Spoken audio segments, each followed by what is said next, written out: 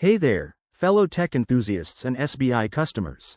Welcome back to our channel, where we break down the latest app features in simple, straightforward steps. Today, we're diving into the Yono app for 2025, specifically how to view your passbook.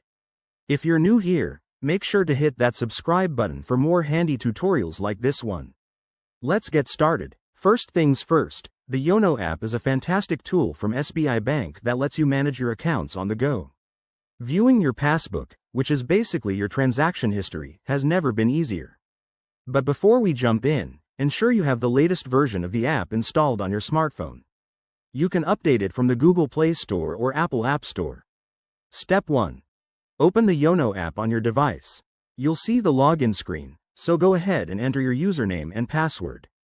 If you have biometric login enabled, like fingerprint or Face ID, use that for quicker access. It's super convenient. Once you're logged in, you'll land on the dashboard. Look for the Accounts or My Accounts section, usually at the top or bottom of the screen. Tap on it to see a list of your linked bank accounts.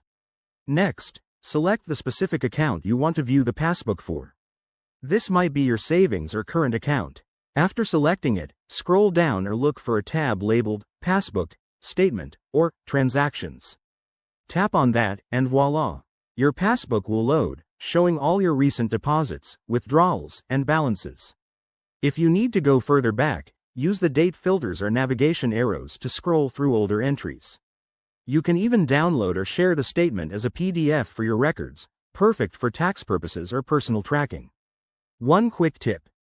If you encounter any errors, like the app crashing or not loading, make sure your internet connection is stable, or try logging out and back in.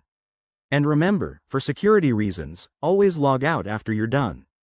There you have it, you've just learned how to view your passbook in the Yono app for 2025. It's that simple and helps you stay on top of your finances. If this tutorial helped, give it a thumbs up and drop a comment below if you have any questions. Don't forget to subscribe for more updates. Thanks for watching, and see you in the next video.